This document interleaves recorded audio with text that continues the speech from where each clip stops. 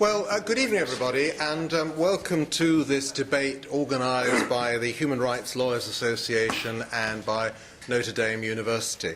I'm Joshua Rosenberg. I'm not a member of the Human Rights Lawyers Association, but about a week ago I was asked to chair this meeting, and I'm delighted to do so.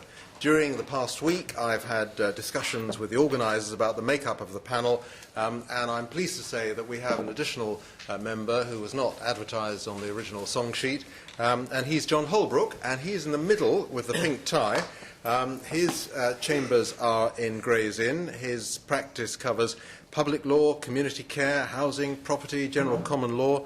He's a self-confessed poacher-turned-gamekeeper, having built up a tenant-based practice during his 12 years at Garden Court Chambers and 2 years at Hardwick Building. He joined another set of chambers in 2006, where he's instructed by landlords, local authorities and public bodies. That's John Holbrook.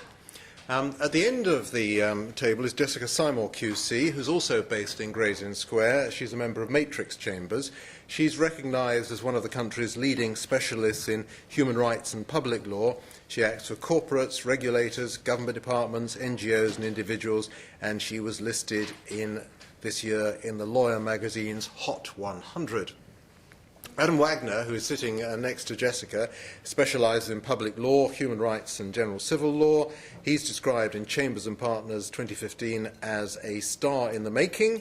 He's on the Attorney General's panel of barristers, and most important of all, he's the founding editor of the acclaimed United Kingdom human rights blog, which was a brilliant idea and has attracted vast amounts of traffic to One Crown Office Row, his chambers, and attracted a great number of Twitter followers. And not many people know, but he actually introduced me to Twitter, so I owe him that. Next to him is Professor Doug. Now, I forgot to ask you. Castle. I hoped it was, because that's how I was going to pronounce it. Doug Castle, that would be the English way of pronouncing it. But he's Professor of Law and Presidential Fellow at Notre Dame Law School, Indiana. Educated at Harvard and Yale, he specializes in international human rights, international criminal and international humanitarian law. He's filed several amicus briefs in the US Supreme Court involving the rights of prisoners at Guantanamo. He represents victims of human rights violations in Colombia, Guatemala, Peru, Venezuela, and has appeared as an expert witness in cases before the Inter-American Commission and the Inter-American Court of Human Rights. And then we have a non-lawyer on the panel, Dr. Michael Pinto-Dushinsky, who's next to me. He's a senior consultant on constitutional affairs at Policy Exchange, which is a think tank, I think it's fair to say a right-of-centre think tank here in London. He was a member of the Commission on a Bill of Rights, which was the independent inquiry panel established by the government in the spring of 2011, but he left before the Commission reported at the end of 2012. Michael read Politics, Philosophy and Economics at Oxford. He got his MA in Government at Cornell and then back to Oxford for his PhD in Politics, and he's held academic posts in Oxford and the United States. Ladies and gentlemen, please welcome your panel. Thank you. Now, thank you very much indeed. Now, the question that we're here to consider tonight is whether regional human rights systems are under siege. And by regional, we mean European and we mean inter-American. And I think we're going to try to compare the threats to human rights systems both here and in the Americas. And the question really is it right to think that these systems are under attack? Now, let us start in the United Kingdom. The way we're going to do this is I'm going to throw questions at the panel. They've been told the good news for them is they don't have to prepare papers, but the bad news is they're going to have to respond instantly to questions. But since that's what they all do for a living, I don't think it'll be particularly difficult for them. So I want to start here in the UK because, as you know, a couple of months ago, at the beginning of October, the Conservatives announced their plan, as they described it, for radical human rights reform. And it raised the threat for the first time of taking the United Kingdom out of the Human Rights Convention. The text of the convention would remain part of domestic law because it would be incorporated in a new Act of Parliament, but it would be clarified to remove some existing rights. Now, that's just my initial summary. What I think I want, before we go any further, is to ask either Adam or Jessica just to tell us not what you think of this proposal, but just tell us as objectively as you can what the Conservatives are actually proposing. What is the nature of their proposal? Yeah? So I will summarize. I think there's four main points that that you can take from the proposals, if you can find them, because they're not online. First of all, and probably the most important, is to make European Convention on Human Rights judgments advisory, so that they don't bind Parliament. And the current framework is that Article 46 of the European Convention requires that states abide by judgments of the court. So that's the way it currently works. So the result is that if there's a judgment against a state, the state has to abide by it as a commitment in international law. So if it doesn't abide by it, it's breaching international law. So the idea is to decouple the outcomes of judgments from international legal obligations. And there will be a formal parliamentary procedure considering judgments, and presumably if Parliament decided, no, we don't want to implement that judgment, it wouldn't need to. So that's the first part. The second part is to break the formal link between British courts and the European Court of Human Rights. And what this is getting at is Section 2 of the Human Rights Act, which says, at the moment, courts must take into account judgments of the European Court of Human Rights. And the way that the judges have interpreted that is no more, but certainly no less. So in essence, we'll do, the UK courts will do, as long as there's a clear and consistent line of authority from Strasbourg, as long as it's not premised on some basic misunderstanding of UK law, they will, the courts will generally follow. And what the proposal is to get rid of Section 2, so to have no requirement that courts take into account human rights, European Court of Human Rights judgments. Third key change is to repeal the Human Rights Act and replace it with a British Bill of Rights. And I'll just read from the proposal. So I mean, there's not a huge amount of detail. And what it says is that there's nothing wrong with the original document, it's the ECHR, which contains a sensible mix of checks and balances alongside the rights it sets out.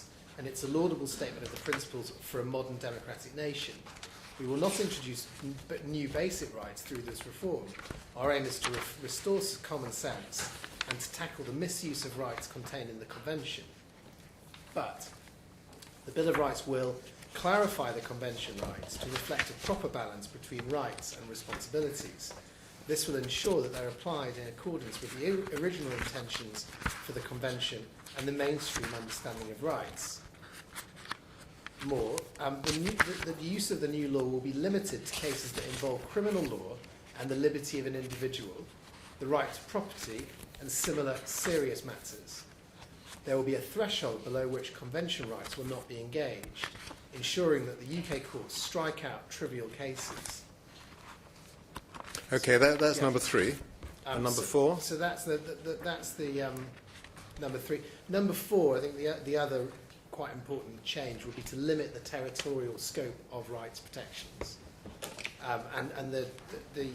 This is explained so that British armed forces overseas are not subject to persistent human rights claims that undermine their ability to do their job and keep us safe. So in essence, it will roll back some of the recent judgments of the Strasbourg Court, particularly Al Jeddah and Al Skeini, and it would seem limit the protection of rights territorially, I guess, to the United Kingdom, but that's not clear. So I think that's probably the key change. Jessica, is there anything you want to add to that about what the Conservatives are actually proposing? I can think there's a particular reference to Section 3.1 as well, the interpretive obligation rules, mar-leasing equivalent, whereby courts have to, insofar as possible, interpret domestic parliamentary legislation in line with Convention jurisprudence, and there is an objection in this paper to that as well. So I expect that, well, we know that in the draft bill, when we see it, there won't be such an interpretative obligation. Just as Adam said with Section 2, Section 3.1 will also, of course. You mentioned the draft bill because that's the next thing, and we don't know whether this draft bill is going to come before Christmas or after Christmas. I did ask Chris Grayling, and he more or less said, well, it's a question of news management and when we're going to have the greatest effect and the greatest impact. But the next stage is a draft bill, because this is only an 8-page paper that we're talking about, and it's pretty general. Let's talk about how you would actually do this. Let's start with the first of Adam's points, which is Article 46, which, as you say, says that member states undertake to abide by the final judgment of the court in any case to which they are parties. So that is part of the Human Rights Convention. That is a treaty obligation on the United Kingdom.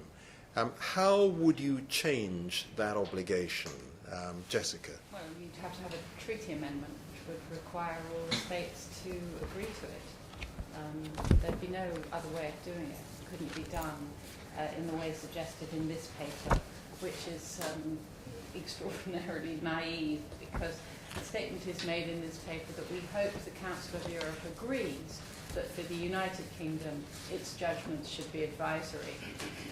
But if it doesn't, we'll pull out. But of course the Council of Europe can't agree. All the member states of the Council of Europe would have to agree to an amendment of the treaty.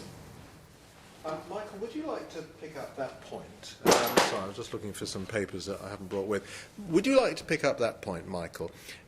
This is the question of how the Conservative Party would achieve what it wants to achieve, which is to change Article 46 of the Convention. And the suggestion in the paper that it could do this in some way through the Committee of Ministers of the Council of Europe without actually a treaty change. Do you want to deal with that, or is that sort of a legal issue that's sort of above your pay grade?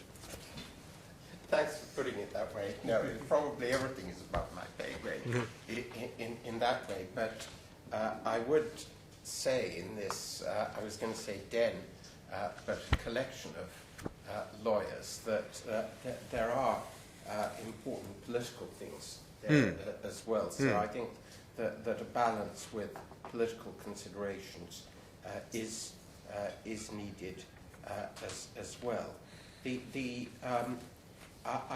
We're really talking about the first of Adam's points. Yes, Article 46. And I think the point to be noted here, and I stand to be corrected on the law, is that when the Human Rights Act, our own Human Rights Act, was introduced in 1998, and then came into being in 2000, there was great care taken to try and ensure that that parliamentary sovereignty could be maintained under the new system. And the method of doing that was that if the UK Supreme Court came to a judgment that an act of the executive or an act of parliament was inconsistent with the rights incorporated in the Human Rights Act, which were the same as the rights in the European Convention on Human Rights, then there wouldn't be a power of judicial review in the American sense of being able to invalidate what an act of Parliament. What the judges would do would be to issue what was called a declaration of incompatibility, namely to say to Parliament, you do realise that in our view that such and such an act is inconsistent with such and such a right under the Human Rights Act. Michael, I'm sorry to interrupt you at this stage, and I'm sorry as well. Well, so maybe well, it's just I want you to deal with Article 46, which is a treaty obligation and is not part of the Human Rights Act. That's what I'm coming to. All right, carry on. And so give me a bit of room. All right. If Okay. you will. I'm going to have a tough time this evening. That as far as our domestic Supreme Court is concerned, there is a method of making the legal judgments under the Human Rights Act compatible with parliamentary sovereignty, in that Parliament could, if it wished, say, we realise that you think that such and such an act is incompatible, but we nevertheless want to continue with that act. In other words, that whereas Parliament almost always will accept the judge's view, that it needn't, and there could be exceptional cases in which it didn't, and thereby parliamentary sovereignty is maintained. And this is a way of a compromise between the power of judges and the sovereignty of Parliament. Now, when we come to the Strasbourg Court, and this is where this becomes relevant, there isn't a similar provision. In other words, that if the Strasbourg Court takes a judgment, it's true that Parliament can ignore it because it's merely an international law obligation and not a domestic law obligation. But in doing so, it would ignore our obligations under international law, which is not the kind of thing that one wants to do. And in fact, we have signed an international treaty that we will follow the judgment of the court. Now, what that does, in effect, and this came under Protocol 11, which was ratified by the Conservatives in 94, became effective in 98, but was never discussed in Parliament, which is I think the crucial thing from a democratic point of view, was that Parliament has no recourse against a decision, no legal recourse against a decision of the Strasbourg Court. Now, it's true that it will only result in practice, say, in fines at the moment, but in legal terms, Parliament is blocked and has given way power over a vast range of things, because the Strasbourg Court not only deals with human rights in the accepted limited term, but also with constitutional matters. So really, Michael, you're agreeing with the panellists at that end that it's not a matter for Parliament, it's not a matter for the courts, it's a matter for a revision of the Human Rights Convention, a new protocol, if you like, to change the meaning of Article 46, and that's a matter for the government. Well, it would be. The thing is that we have had a situation that has arisen without due consideration, and it's a very, very new situation. I'm not trying to talk about the merits at the moment. I'm simply trying to establish the procedures that would be necessary to do what the Conservatives are saying under this policy paper.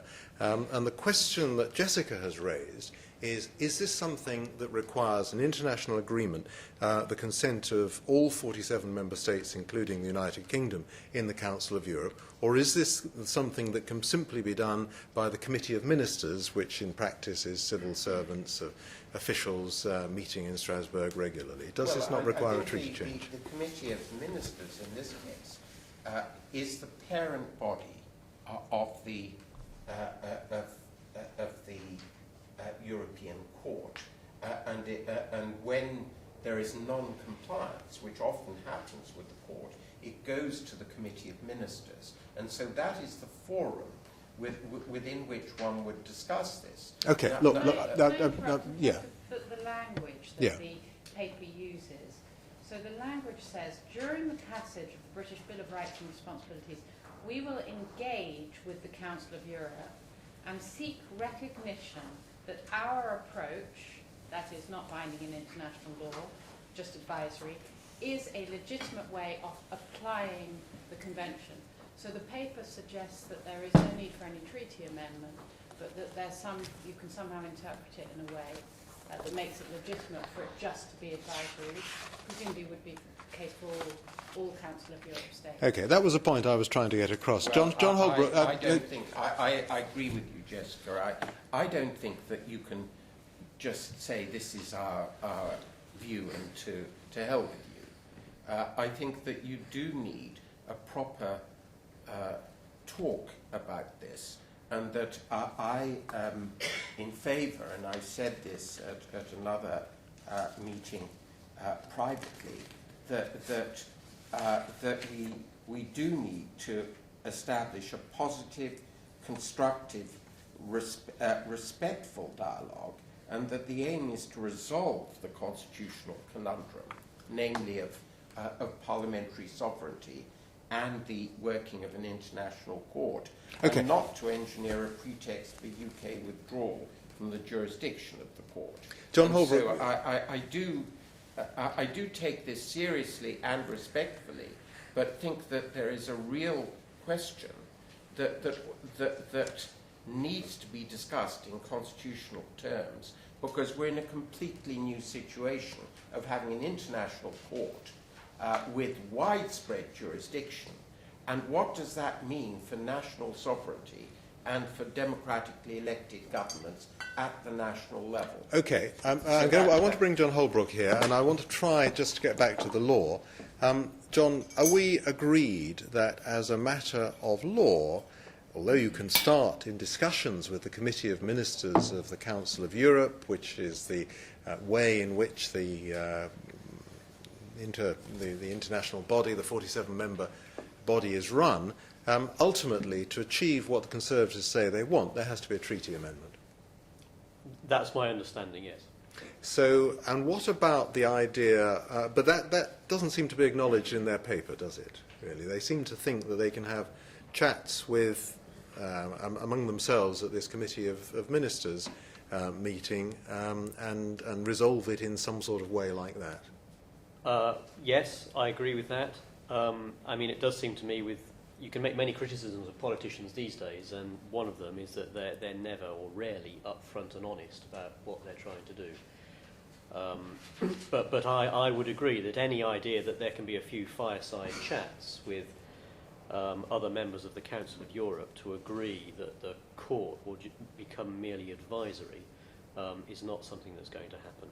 I mean, I suppose you could be fair to the Tory proposal, and they don't balk from saying that if they can't get what they want from these fireside chats, then they will ultimately withdraw from the ECHR. So they do go that far, and they are fairly upfront about that. Doug, let's talk about withdrawing from the ECHR, because that gets us closer to the area that I know you want to talk about. Do you find it at least encouraging that the Conservatives are being honest in saying that that is what they would do if they don't get what they want? I mean, this crucial point that Michael is concerned about from a political level, that you have a court which is not subject to any sort of democratic override, which, unlike a national court, can't have its decisions overruled by any parliament. And this court, even though we've agreed to it by treaty, nevertheless appears to some to be extending its powers in ways that were not thought of at the time that the Human Rights Convention was drafted. So at least the Conservatives are being straightforward in saying that if the other member states don't agree to make the convention purely advisory, then the UK would pull out. I don't think it's... I'm asking that question to Doug. I'm asking that question to Doug. Thank you, Michael. Countries clearly have a right to withdraw from human rights treaties if they wish, and if the treaty provides for that. And the European Convention provides for it, the Inter-American Convention provides for it. So from my point of view, looking at this from a distance from the Western Hemisphere, the issue is not whether a country has the right to pull out of a human rights treaty. The question is whether that's in the interest of that country, whether it's in the interest of human rights, and whether it's in the interest of the region.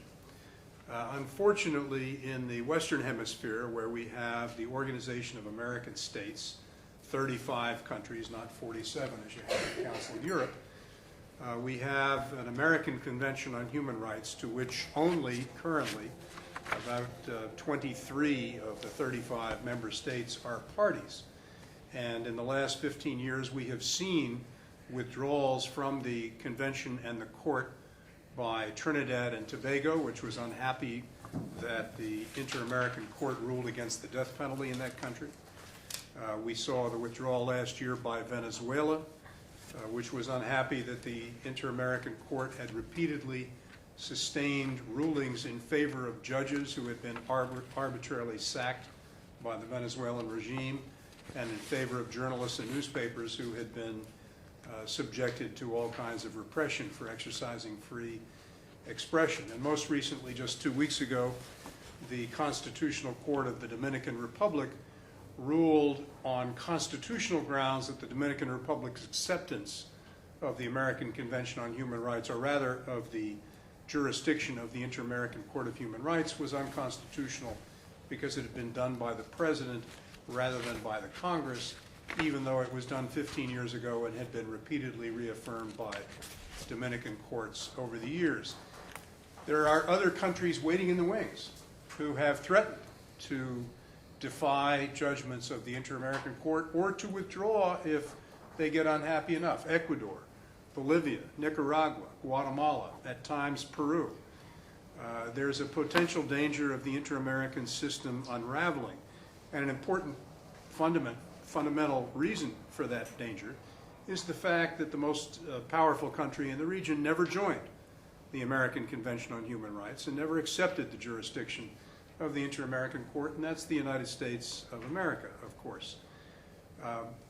I'm not, as an American, in a position, nor would any advocacy on my part be necessary with the distinguished barristers and lawyers that you have in this room, to talk about what's the right thing internally for Britain. But from a Western Hemisphere perspective, what I worry about is the impact on Europe and on human rights if the UK were to pull out of the European Court. Okay, well, let's talk about that. But also, while you still have the floor, if the UK were to go down this road, and I'm about to ask the others whether this road is going to lead, what this road is going to lead to. But if the UK were to set off down this road, would it be noticed in your hemisphere? Would it be noticed in the Americas? What impact would it have on the conventions that you've been talking about? It would certainly be noticed. It would be used as a justification on the part of the other countries that would like to get out from under their international human rights obligations, not only as a precedent, but as the world's best precedent. Here it is, the country of the Magna Carta, the country that invented independent courts, can't live with a regional human rights treaty and binding regional court adjudications. If even the UK can't do it, why on earth should Nicaragua and Ecuador and Peru and Argentina continue to subject themselves to these international judgments? And of course, on this side of the Atlantic, I think the Russians, the Romanians, and a number of other countries, when they get ready to try to pull out, will be just delighted by either the precedent of Britain managing to pull out on its own, or by whatever amendments to the European Convention are made if Britain persuades the Council of Europe to make them. Okay, Jessica, the UK is not saying it wants to pull out. It's simply saying it wants the decisions of the court to be merely advisory rather than binding in international law. Take us through the scenario whereby they say to the Council of Europe, member states, we want this to be advisory rather than binding. What will the response be? Well, I have no doubt the response will be this is just not open for negotiation, because it's frankly a ludicrous suggestion that the European Court of Human Rights, which is one of the most successful regional courts ever in history, to which since 1998 it's been obligatory for member states to provide an individual right of petition for people in their countries to become some kind of advisory body that issues thousands of decisions that the states then don't apply or comply with. As it is, the Council of Europe has a problem getting judgments implemented. In the case of Loizidu, it's been 30, 40 years of argument about implementation. And it's obviously crucial that they seek to have their judgments implemented for this body to have any power or purpose, really. You see, the other. Sorry. Can I just add, in relation to it, the potential implications of going along this road. When this paper came out, I had to do an interview connected with this issue, and it just occurred to me that maybe I should just look up what Marine Le Pen was proposing in France. So I looked up the Front National website, and I found exactly the same proposals. That is, we will pull out of the Council of Europe if we have to comply with their judgments. We'll also pull out of the EU if they don't sort things out on immigration. Now, we assume that we're dealing with a reasonable and fair centre-right party. But actually, when those policies are mirrored by the Front National in France, you really have to ask yourself what is going on. And that's just France. If you actually then go and look at the Fidesz party in Hungary, or some of the far-right parties in Central Europe, this is a standard discourse. Now, if we're in a situation where we think we're exceptional, but the reality is this is the political stance being taken across Europe, we are actually in very dangerous waters. Well, let me take that up with Adam, because there are two possibilities if the UK goes along and says we want this to be merely advisory. One is that all the other countries say, well, if that's your view, out you go. And the other is they say, great, we like that, for the reasons that you've just outlined. I mean, Adam, is that likely that everyone will say, well, so long as that applies to us as well, and then they welcome it? Or what do you think? I don't think that's likely at all. I mean, the first point is the Council of Europe have already said that as these stand, the proposals aren't consistent with the European Convention. So we shouldn't be in any doubt about what the Council of Europe are going to say, because they've already said it. But the reality is that you need unanimous or very close to unanimous voting by states for a treaty amendment. It's not going to happen. This is a sham, this proposal. It's a pretense that and it's in a way of avoiding saying our policy is we're going to withdraw from the European Convention on Human Rights. But that is what the policy is, because this is a deal which the Council of Europe will not accept and cannot accept. It's a deal which the other states, I mean, Russia might say, Russia and Turkey and Hungary and Armenia, which are the key offenders, might say, great, that sounds like a great plan, Chris, let's go for it.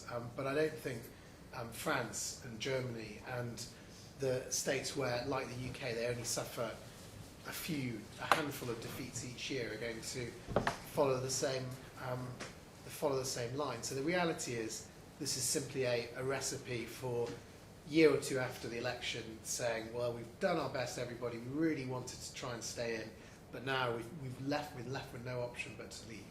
And do you think that a Conservative government would actually go down that road and would actually leave and leave the other 46 countries behind, and they'd carry on as before? Or, I mean, John Holbrook, how do you see this in general terms? Do you see this? I mean, my view on the Conservative proposals is that it's really a Eurosceptic view of human rights. They are very much opposed to the idea of Strasbourg saying what the law should be in this country. So it's very much a nationalistic argument. What it is not is an argument against human rights, which is why the very title of their proposal is called Protecting Human Rights in the UK. So, insofar as they are trying to restore Britain's national sovereignty, I actually agree with them, because I do think national sovereignty is important. It's important from a democratic perspective. I think it is quite wrong that a court in Strasbourg should be telling us, for example, that prisoners must be allowed to vote. That is anti-democratic and wrong. But I have a much more fundamental problem with the proposals, which is that whether it's the Strasbourg court or the Supreme Court in this country which is telling us certain things, whether prisoners should have the vote, whether or not we should legalise assisted suicide, any of the many issues that the Supreme Court now considers on a fairly routine basis, I have a real problem with, because they are not legal issues. They are fundamentally political issues that need to be debated by the people and resolved by the people. They should be resolved in the court of public opinion and not in a court of law. So you're saying that the Conservatives, who are, as Adam pointed out in his third point, they wish to keep the Human Rights Convention, or at least the original human. I think the word "original" appears in the paper. I'm not quite sure what that refers to, but the original rights, they would remain part of our laws in this country. But even that, you say, perhaps goes a bit too far, because it gives the courts too much scope to extemporise and to extend, and we'd be better off with much clearer statutes of the sort we're used to in this country, rather than this broad provision in the Human Rights Convention, John. Yes, I do. I mean, it doesn't address the fundamental problem here. I mean, it's playing to a Eurosceptic audience, which is fine as far as it goes, but to me, that is not the fundamental problem with human rights. Let me be clear about this. I'm implacably opposed to the notion of human rights. I do not support the human rights discourse at all. Now, that doesn't mean I'm in favour of torture. Far from it. I mean, people who don't want to engage with my arguments will caricature it in that way. But what I am essentially saying is that each of these articles, Article 1, 2, 3, 4, 5, call them what you will, in the Human Rights Convention, are simply gateways by which issues that should be resolved in the political sphere end up being resolved in the legal sphere. That is the fundamental problem. I mean, if you take something like assisted suicide, which troubled 9 of their lordships earlier this year, it is true that they decided that they weren't going to make a decision about changing the law, but they were unanimous in saying that Parliament has the right to make a decision about whether or not assisted suicide should be legalised. And speaking in Australia this summer, Lord Neuberger said, it is for us as the judiciary to have a collaborative role with Parliament on issues like this. Now, how do you resolve an issue like that legally? I can understand how you can decide as a matter of law whether a contract has been breached or whether a certain beneficiary should inherit under a will. But how do you decide whether or not assisted suicide should be legalised? You can't as a matter of law. That is a matter that engages big issues, values. What sort of society do you want? They are not issues for their lordships. They are issues for you and me to resolve politically. Michael, do you go along with that? I'm getting... I don't think that this meeting is being held in the way that I was invited to a debate in which I could put forward a viewpoint. You've asked a number of leading questions, have misunderstood, and have far from a neutral angle, and have interrupted me. And so I don't think that if you want to deconstruct the Conservative proposal without understanding it, then you're going about it the right way. But I don't see the point in the meeting. Can I have a chance to actually put forward a point of view without being interrupted? Depends how long you go on for. Well, I should have thought for about 10 minutes. Well, I can't promise that. I'll give you as long as I've given the others. Yes, but you said that there was one person for this point of view. You've called Yeah. in an unbalanced No, panel, look. and you were concerned about that. Yeah. So if you want to hear the other point of view, go ahead. If you don't, then there's no point in the meeting. Well, the reason that I suggested to the organisers that they invited John was because I wanted a broader perspective. And John has taken a very interesting perspective on human rights, and I'm really asking you to comment on that. But if you don't want to... I want to comment on the subject as to whether the court is under siege or not. and the essence of the proposals that are going on. All right. Now, if you want to have a very exaggerated view of those proposals for the purpose of calling them ludicrous without trying to hear what they are, then you're going about it the right way. Well, let's go through them. Article... And I think that, no, I'd like to go through it my way and not yours, if Well- you don't mind. Otherwise, I don't see any point. Well, And the trouble with human rights discourse in this country is that there is sometimes an attempt to skew the discourse so that it doesn't have you've got to listen as well as trying to dominate the form of discourse, Joshua. well, by all means tell me whether Adam's summary of the Conservative paper is correct or not. I think that there are some aspects that I would take in a rather different way. And you must remember, and I'm not responsible for the paper, but I think that one must separate a basic idea from what I might call the political fluff before an election. For example, when we talk about decisions being advisory, I think that that is a rather dismissive word, as if they needn't be taken seriously. I wouldn't see the question that comes up as a question of not taking the Strasbourg court seriously. I think it has to be taken very seriously, as any high court needs to be taken. But that doesn't mean that there should be no checks and balances from that system. Now, I would see the check and balance as being an exceptional one, a last resort one, and not a casual one where you say, oh, well, you've taken these decisions, we don't like it, to hell with you, we're not going to take any notice. In any negotiation that I see with Strasbourg, and through whatever means that it comes to, I think that one would need a mechanism whereby, in all usual cases, the judgments would be accepted. But in very exceptional cases, you should have a right of override. Now, if I can give an example of this, when the US Supreme Court became able to have judicial review, they passed the Dred Scott versus Sanford case in 1857, which was to say that you cannot ban slavery in any state of the US. It's against the Constitution. That case more or less made a civil war in which hundreds of thousands of people were killed inevitable. It wasn't a case that it was about a political matter, and by being put to a court, it was a disastrous result. Now, in fact, if one's to go into the US Supreme Court for its first 100 years, probably that's the only case. But how would you decide? How would you decide which is the exceptional case? Well, I think And who would decide? Well, this is a very difficult question, and I think that if we take the work of scholars such as Jeremy Waldron, his view, and it's being argued in great detail, is that he is against judicial review as being the last resort in all cases, hard judicial review.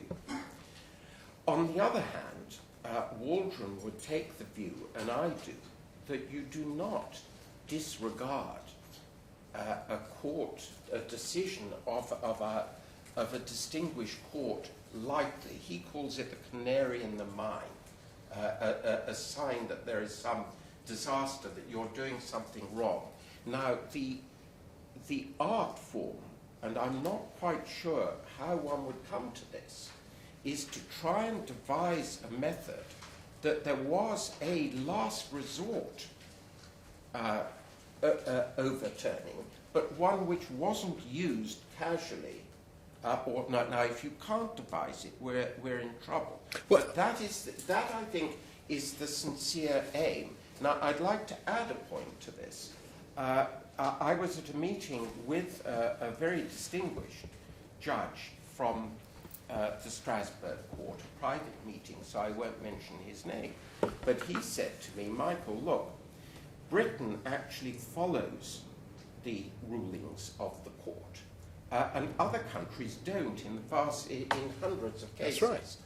If we had a position where there was a well-defined right of override in very limited cases, we could then more demand that in all of the other cases people would obey. But how? And I think that would be the form of discussion at the Committee of Ministers. Well, let's discuss it now. And I think that what I'm suggesting is that we do look at the underlying constitutional conundrum. Now, I'm not responsible for the Conservative document, and if it's ludicrous, then we don't go for it. But there is an opinion on the centre right that respects human rights, that respects the court, that is looking, however, for a way to make the court's jurisdiction compatible with parliamentary sovereignty. And that is a sincere aim, and one that shouldn't just be dismissed.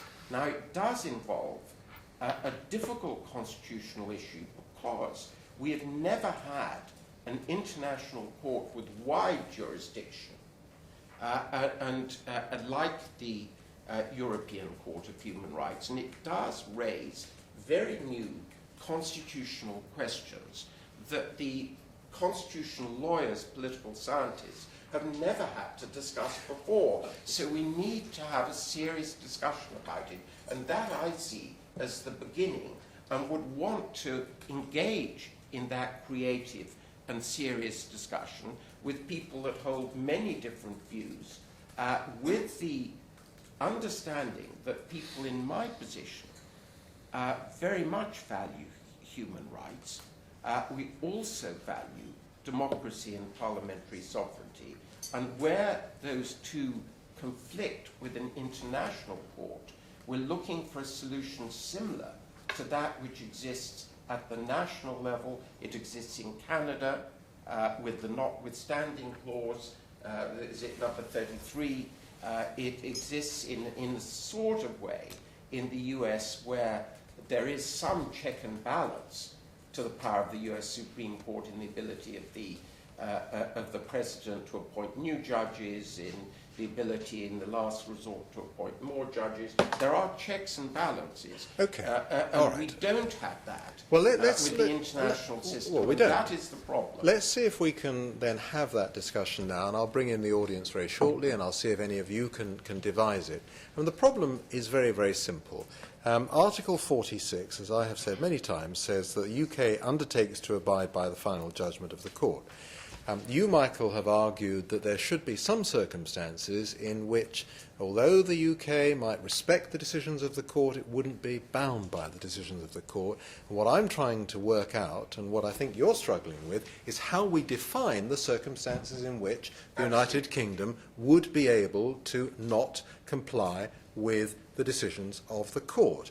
And what Adam and Jessica have said is that if you make the court advisory rather than compulsory, no insult to it, it's simply saying that you don't have to abide by its decisions, then you undermine the court. And what Doug is saying is that it would undermine the whole provision of human rights across the globe. So we are trying to find a way in which we can achieve the democratic override that you seek, and which the Conservatives appear to seek, and which they seem to think they can do by negotiation with other member states, and which the people at the end of the table have said requires a treaty amendment. Jessica.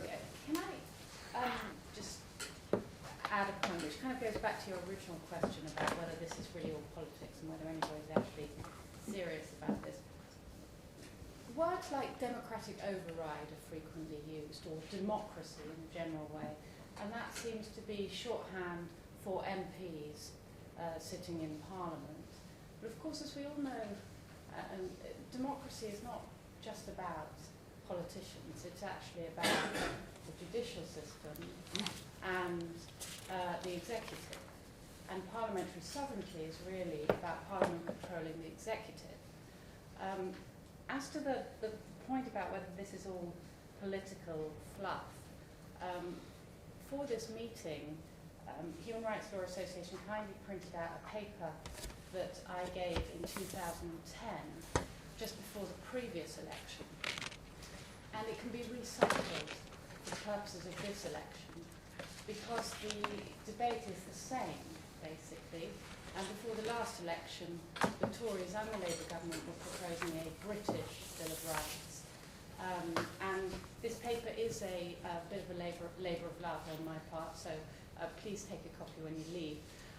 Because it seems to me that this is just a standard piece of nationalist rhetoric that is used for every election. It's just that this time it's become slightly more clearly about immigration, openly about immigration, than it was last time. I mean that. Okay. I want to ask John if he can help out Michael. John, imagine that Michael, or alternatively the Conservative Party, comes along and seeks your opinion as to how it can achieve what it wants and what I think you support. Is there any way other than denouncing the convention, which of course can be done with 6 months' notice under Article 58? In other words, is there any alternative to pulling out? Is there any way in which we can have this, we're going to comply with the court's decisions except in circumstances where we decide not to? I think the answer to that is no. I mean, it does seem to me that if the Conservatives want to change ECHR opinions into advisory opinions, then they're going to have to withdraw from the ECHR. That's my view on it. There is one point I think that does arise here about ECHR opinions being advisory. You see, I suspect I agree with most of the people on this panel, actually, that I actually think law should always be obeyed. And I do think that when the judges lay down the law, then that should be determinative and authoritative. And yet, in fact, the ECHR recognises, because of its sort of quasi-political status, if you like, it recognises that it can't always lay down the law. What I'm referring to here is their judgments on prisoners having the vote. In the summer, we had hundreds of prisoners queuing up in Strasbourg to claim damages for not being able to vote in elections. It was a blatant breach of the law, what the government is doing there. It's not a breach it's not a law that I support, but that's by the by. Fundamental breach of what Strasbourg says the law is. And yet Strasbourg says, no, we are not going to make any ruling that the law has been broken. We are not going to award you any damages, and we are not even going to give you your costs of bringing this claim to court. Now, what that tells me is that the Strasbourg court is not a proper court. And I actually think it is. I normally talk about the dangerous impact that law has on politics. Well, in this example, this is an example of the dangerous impact that human rights is actually having on law, because the very notion of law, which is purely advisory, is actually something that is very dangerous, and that, I think, is a slippery slope that we do need to avoid. Doug, the allegation is that the Strasbourg court is far too political, that it's drawn back on prisoners' votes because it realises it made a mistake, it realises having a row with the United Kingdom. The Committee of Ministers has deferred any decision on prisoners' votes until September of next year, well after the next election, because it's trying not to provoke the UK government and trying to keep its head down, and that really it's not a court at all, it's a political body. I think it's unrealistic to believe that most courts pay no attention whatsoever to the feasibility of their judgments being enforced. I want to come back to the idea of a democratic override and then suggest that an alternative approach, not a solution, but an approach. The problem with the democratic override is that the question you asked, Joshua, how can we work out a democratic override for the UK, is the wrong question. Because if you work it out for the UK, you've got to work it out for 46 other countries. Yeah, absolutely. Whatever prudent application of a democratic override, if we assume one can be devised, might be applied in the UK, would look rather different in a number of other countries. So I think a democratic override in a formal sense is a very risky proposition, because while there are some cases decided by not only national but regional courts, as John pointed out, where the judges overstep their mandate and decide political questions that go beyond, I think, a necessary reading of the text, there are also many cases that courts decide, regional courts decide, which are extremely unpopular politically, and that regard matters that are treated as very sensitive by countries, but they're protecting minorities, minority individual views, minority religious groups, minority racial groups, and if you provide a democratic override mechanism, the court will lose its capacity to do that which is most important for any human rights stance, and that's to protect those who are left out of majoritarian politics or unable to win in majoritarian politics. So what is my suggested alternative approach? My suggested alternative approach is that we need to bear in mind a phenomenon which I've seen in the Inter-American Court and in some cases perhaps in the European Court, and that is a sort of groupthink that develops among human rights judges. And they take their mandates too far. They're sitting in a room full of other human rights advocates like all of us, or most of us anyway. and they, you get a certain momentum and it becomes hard to resist, and it keeps creeping forward to the point where they lose touch with the political mandate that gave them their existence in the first place. And when that happens, you get decisions like the kind that John mentioned, and I'm not taking a view on any specific case, but you do get decisions that, in my judgment, go too far. So my suggested alternative approach is that we need to have a serious discussion with judges about, as great human rights advocates as they may be, about taking a much more conservative, you'll pardon that word here, view toward interpreting their mandate. Because when they do that, they risk provoking the kinds of reactions that we see here. But I don't think you can give them, I don't think you can give parliaments a democratic override, because most of the countries that are subject to the regional systems around the world, and the Inter-American and the European are not the only. There's one in Africa now. They're developing systems in Southeast Asia, and the Arab world, the Muslim world. Most of these countries are not democratic. And if you give a political override, let's call it that, to the judges, they will take it in all the wrong cases. Okay, let's see if I can bring in questions from the audience. Sorry, Michael? I think that is too absolute a view. I think there have been numbers, in a way, I've only met lawyers at a certain advanced stage of my life, and their arguments are characteristically absolute. They're good at having arguments where the logic of this is that, and they take logic too far. I mean, for example, the argument that that democracy doesn't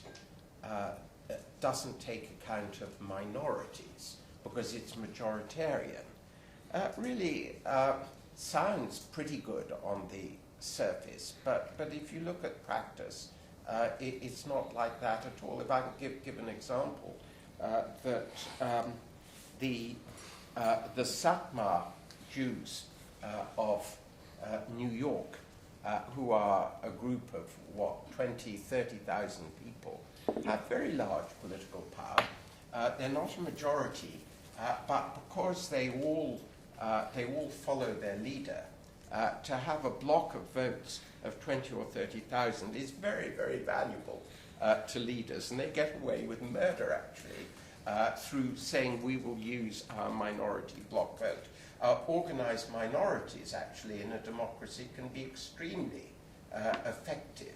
And so the arithmetic argument about minorities automatically being excluded in democracies, one needs to look at the reality, and I think it takes the argument too far. So okay, thank you. I want to bring in the audience now. The gentleman there in the scarf. Yeah, go ahead.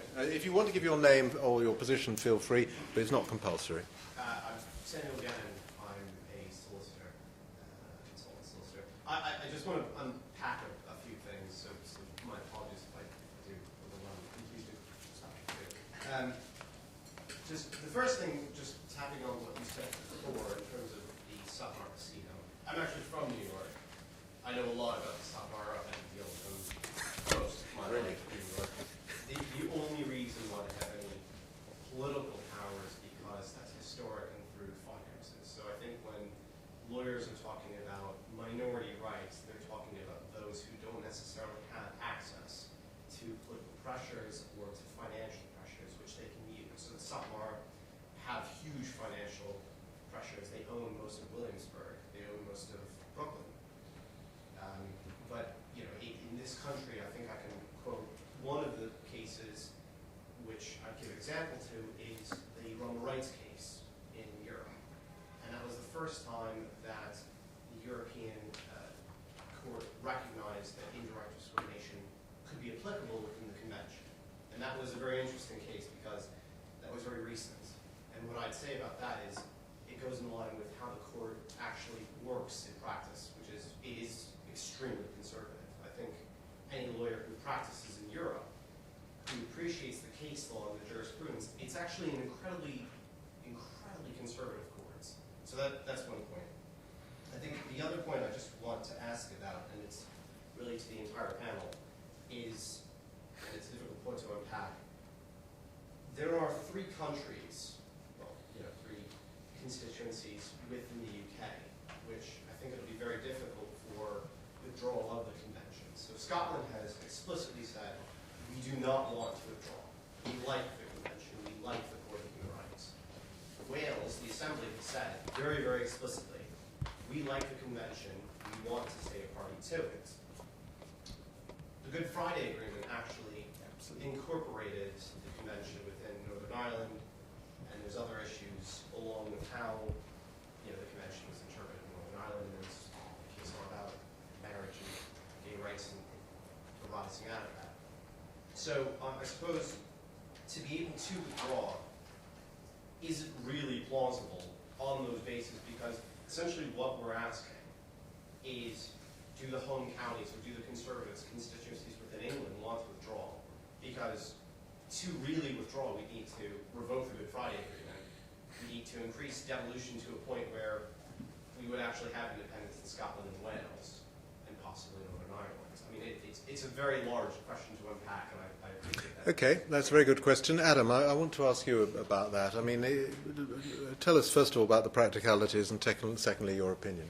Well, I think the basic practicalities, and this has definitely been a learning experience for me, is that if the government wants to withdraw from a treaty, it can do so unilaterally without any parliamentary approval.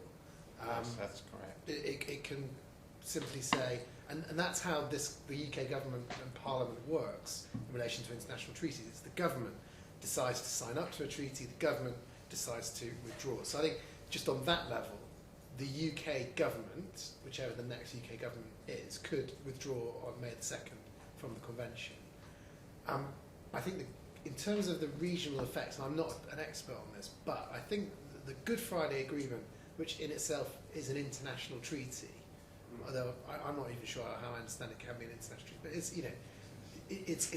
it's an agreement we have with Northern Ireland. If we withdrew without somehow renegotiating that agreement, it would be a political problem and possibly a breach of the Good Friday Agreement. And I think that the Bill of Rights Commission, Mike probably speaks to this much better, got very interested in Northern Ireland, having been told this is going to be a British Bill of Rights, which actually the Conservative proposal also speaks to about a British Bill of Rights. It just completely ignores Northern Ireland, but Northern Ireland are very worried about this, and human rights advocates in Northern Ireland are very worried. I think Scotland's the next biggest problem because, well, under the Scotland Act, there are certain arrangements, but they really relate to the Human Rights Act, and I'm not sure if Parliament had to change the Human Rights Act. I think it would have to at the same time amend the Scotland Act, and it could do so again if there was a majority vote, but it would cause a very big political problem. And I think Wales is the least the problems, but still a problem because they have their own devolution agreements. But I think it's a mess, and not one which is going to be resolved easily. I think Northern Ireland is probably the biggest problem. Yeah, the worst. Okay, If I'm wrong about that, then please tell me. I'll just see. There were some other I questions. largely agree with that. You agree with that? Yeah. Okay. Right. Okay. Another question. I think I saw. Was there another question? There wasn't another question. Does anybody want to comment on what we've heard so far, or to push the debate in a particular direction? If not, I'll carry on. No more questions? Oh yeah, lady here. Okay. A lot of the debate seems to be quite focused around the sort of conflicts in the UK anyway, and I think possibly in France as well, but around the role of Europe. And there's a real, like you said, there's a lot of issues around Euroscepticism. There are also, at the same time, there's these kind of high watermark cases like the prisoner voting rights, which obviously people are upset. Actually, if you're just looking at the general media, people don't like those decisions. They are politically unpopular.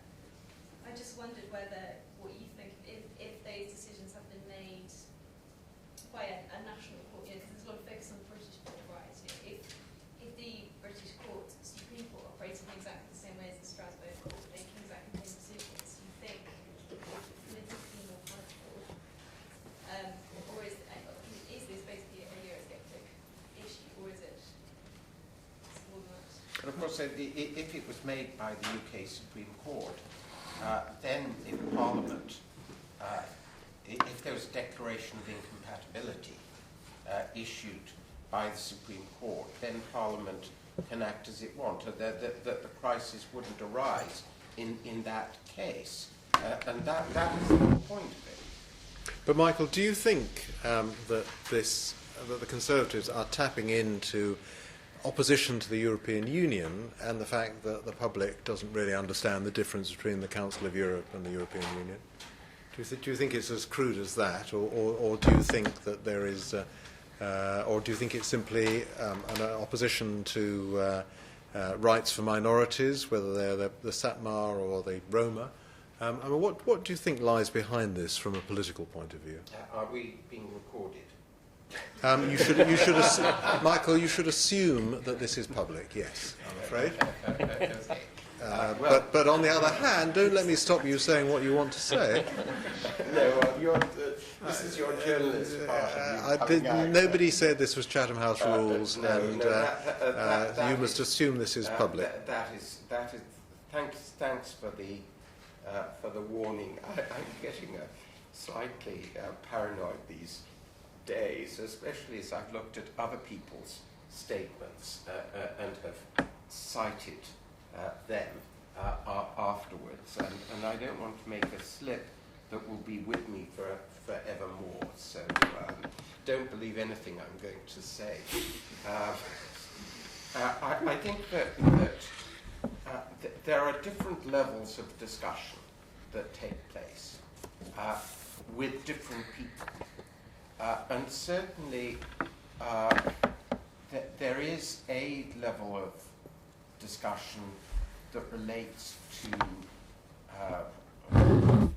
populist themes, which doesn't mean they're any better or any worse than questions of immigration, questions, and there are a lot of questions of deportation of criminals. There are a lot of issues that raise immediate emotions, and so I don't want to denigrate them, but I certainly think that there is another discussion that deserves to go on, irrespective of an election and of the rhetoric that comes with an election, and I think that applies to all sides, not just the Conservatives. We're likely to have all sorts of brickbats in public debate over the next few months. I would hope that we can not discuss, not conduct the discussion in that way, but can look at the underlying constitutional issues, because I think they do exist anyway.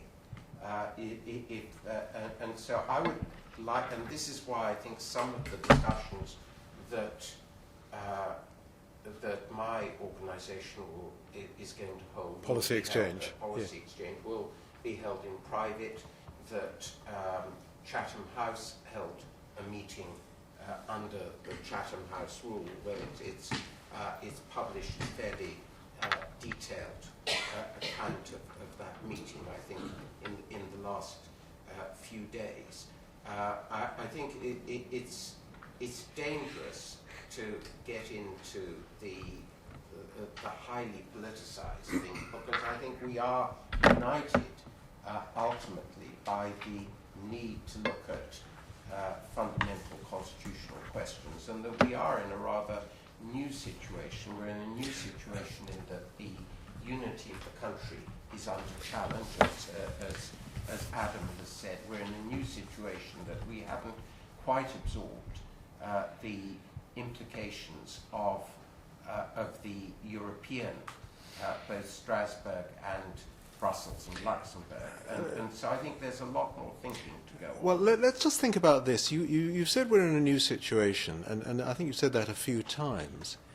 The convention goes back to the early 1950s. We've had the right of individual petition since 1966. The Human Rights Act has been in effect since 2000. What's new? Well, I think that when did the court start sitting permanently? In the 1950s, but that was interstate stuff. Adam, you better help me out on this. 1998. 98, it was when the commission... You mean when we had a full-time court, Yes. rather than yes, I see what you mean. Well, okay, when the commission. All right. Well, So yeah. it's a 98. It's quite recent. I remember going. Oh yeah, no, you're quite right. No, we going had the there commission. with. No, you only have to look at the building to see why it's, and you look at the design of the building with two courtrooms, one bigger than the other, and you realise it was designed for the previous structure. It was designed for the Commission on Human Rights and the Court on Human Rights. So yeah, that's quite recent. A full-time court replacing the Commission. But you think that it all derives from that? No, I think that we've had a developing system that at the beginning there were a few occasional decisions. It wasn't such a big deal, and its very success. It's now of major importance as a functioning institution, which is a fairly recent development. All right. Okay. So that's what's so new. I think, and moreover, when we accepted, for example, when the right of petition, when each of these stages were accepted, they were done very much without public discussion. That's certainly. And so we've slipped into these so that we haven't looked at the fundamental constitution. Okay, well, that's what we're doing tonight. We've provoked questions. Lady here, yeah, and then you, sir, and then the lady at the back. When we signed up to the Human Rights Act 1998 came into force in 2000, the government of the day did go into it with their eyes open. They hadn't read it.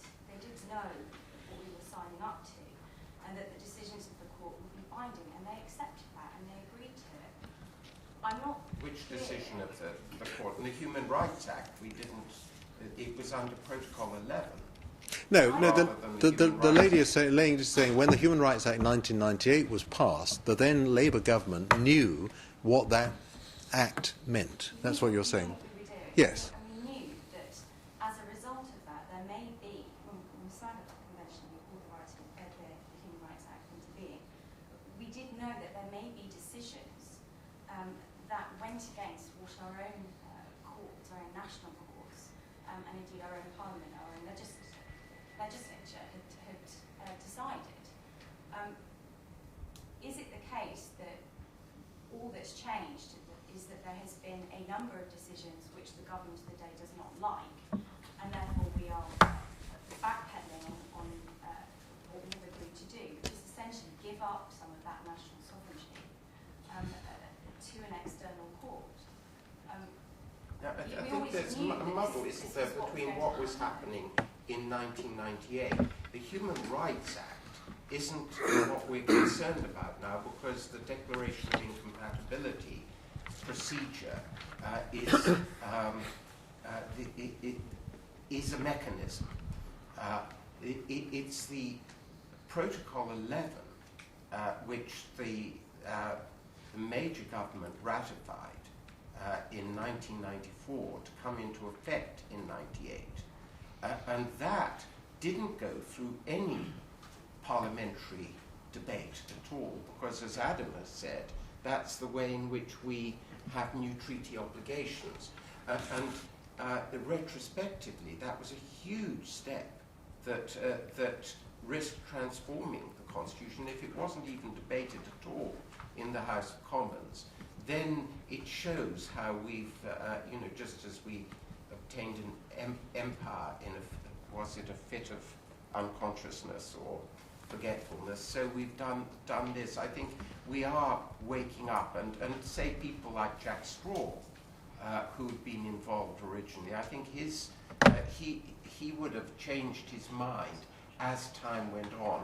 The effects of Protocol 11 now have been greater than anticipated. Okay, so Protocol 11 is the protocol that replaced the part-time court and the part-time Commission on Human Rights with one permanent full-time body. Jessica? Can I just add that I don't agree with that, because when we had a court and a commission, we had some very controversial decisions.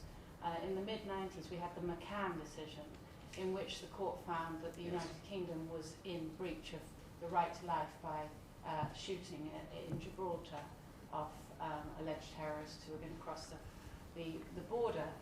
And Mackay, the Lord Chancellor, went out to Strasbourg, and we had all the same discourses we're having now 10, 15, 20 years later. This is, if I might say, just a repeated discourse that is used by politicians. And in relation to what Doug said about the court needing to be more conservative, I would disagree with that as well, because I don't think it really matters what the court decides. Whatever the court decides, politicians will try and use it as a sort of smokescreen for nationalist rhetoric, effectively. That's my view. I have no doubt that the Conservatives, if they do not get the treaty amendment, will not leave the Council of Europe. Because if you look at the speech that Cameron gave in Strasbourg about 3 years ago at the time of the so-called reform of the court, the leaks to the papers the night before the speech were all about how he was going to go out there and tell them it's all over unless they sort it out. If you actually watch the speech, he is extremely deferential to the international order, how we want to make it work, we're a part of it.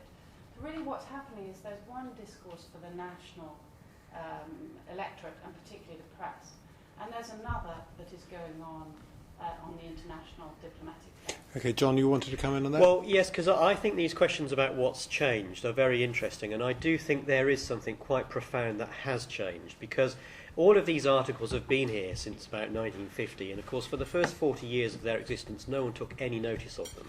And yet over the last 20 years, particularly the last 10 years, governments of both persuasions have been affected by a far more interventionist Strasbourg court, and indeed a far more interventionist Supreme Court. There is really not a cigarette paper of difference between Strasbourg and the Supreme Court on nearly every issue. And it is important to ask, why is that? I think fundamentally the way that we now view, as a society as a whole, the relationship between the individual and the state has changed, and changed profoundly. A number of my colleagues on this panel have talked about the need to protect minorities. What is fundamentally being said with that argument, which incidentally underpins every human rights argument I've ever heard, is the idea that you cannot trust the individual. What informs the human rights discourse is this idea that the strong will oppress the weak, that the poor will be ripped off by the rich, and that the majority, yes, and you're agreeing with me, I know you will, human rights lawyers always do, and fundamentally you say that the majority will tyrannise the minority. What you are saying is you do not believe in democracy, because you do not believe you can have an engagement with the public and get the public to actually see things the way you do, because incidentally you always believe that you believe in democracy. It's those nasty people out there who can't be trusted with it. So that's what's fundamentally changed. It's this idea. It's a misanthropic view of humanity, the idea that we all need to be protected by judges because we can't trust ourselves. Doug, would you like to comment on that? Well, the concept of democracy, at least on my side of the Atlantic from the beginning, has included the notion that you need to have checks and balances, and that you cannot rely entirely on political majorities and their representatives in legislative bodies to protect the rights of the most vulnerable and of the weakest in society, and that a fundamental role of the courts as part of democracy is to provide a significant check, not necessarily on majoritarian tyranny, but on majoritarian tendencies that tend to favor politically influential majorities, and sometimes it's politically influential but very well-funded groups within majorities. But in any event, they have access to power in legislative processes that many weak and vulnerable and underfunded minorities don't have. So if your concept of democracy is simply majority rule, that's not the concept of democracy that's prevailed on my side of the Atlantic for a couple of centuries, nor do I think it's the concept that should prevail. If I could just respond briefly to your point about if the judges rule more conservatively, politicians will continue to yell. Of course they will. Politicians will always yell whenever they have an opportunistic target.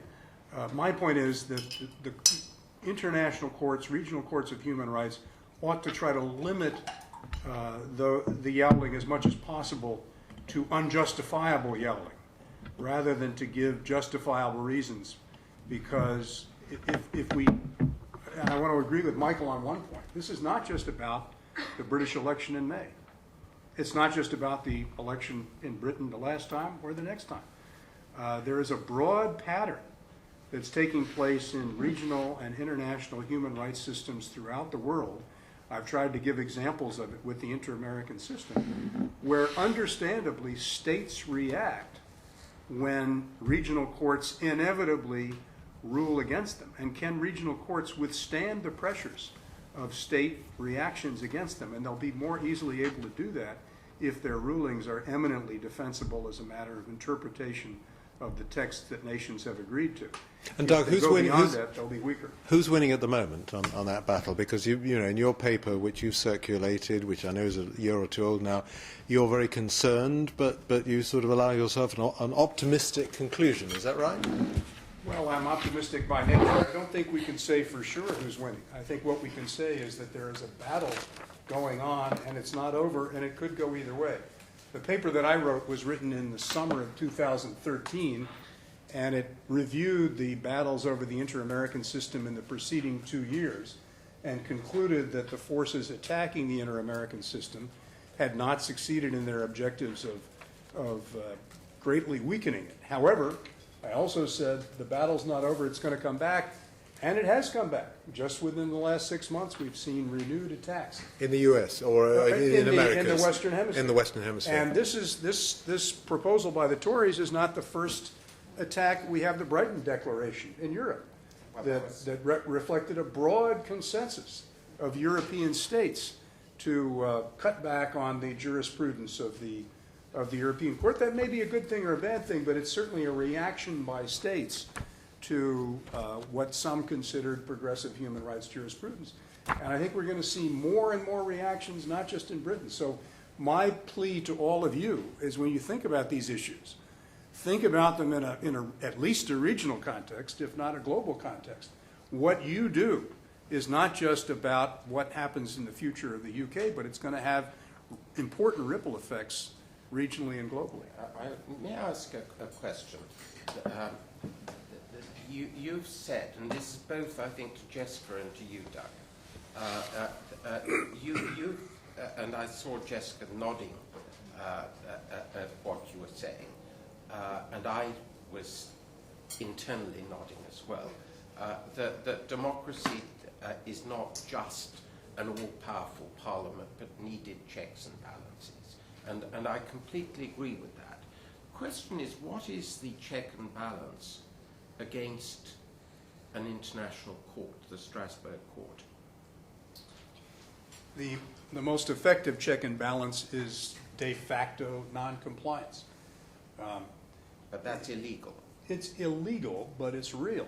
And courts, that's part of my pitch to regional courts, is to be very prudent in their interpretation of the text, because if they go beyond that, what empirically happens is noncompliance. Now, not all of the noncompliance is because the court's gone too far. But I believe in the rule of law, and I don't believe in ignoring.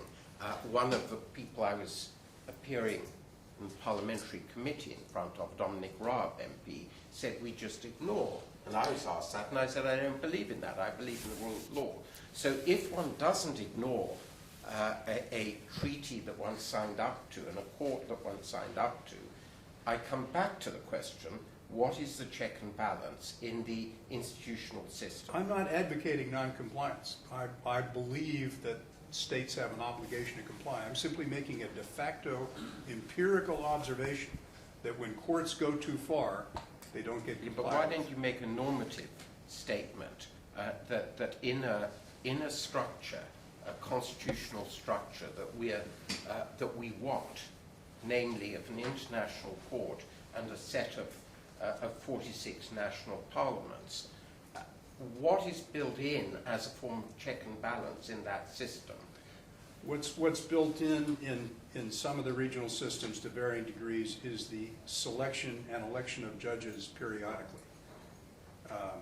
What is also built in is the need to have the political bodies of the regional systems supervise the implementation, and there's a certain amount of flexibility in that, as you know. But I agree with you. There's an institutional problem here. The trick is, if you open it up for a true, what I would consider to be a true democracy, like the one we're in right now, how do you open it up for a true democracy without opening it up for all the other countries that will use it only as a pretext? And that, I think, is where we came in. Look, ladies and gentlemen, we've actually got 7:30, and this qualifies for an hour and a half of points. I know there's a lady there who wanted to ask a question. There were two people over there. You did have a moment earlier on in the session when I could have taken questions, but I'm afraid we've got to 7:30. I don't suppose the panel are rushing off. I'm sure that if you want to approach them privately, you can. But it's only fair. We told you it was 6 to 7:30. It's 7:30. So, on behalf of you all, I would like to thank the panel. I would like to thank Michael Pinto-Duchinsky, Doug Castle, John Holbrook, Adam Wagner, and Jessica Simon. Thank you all very much indeed.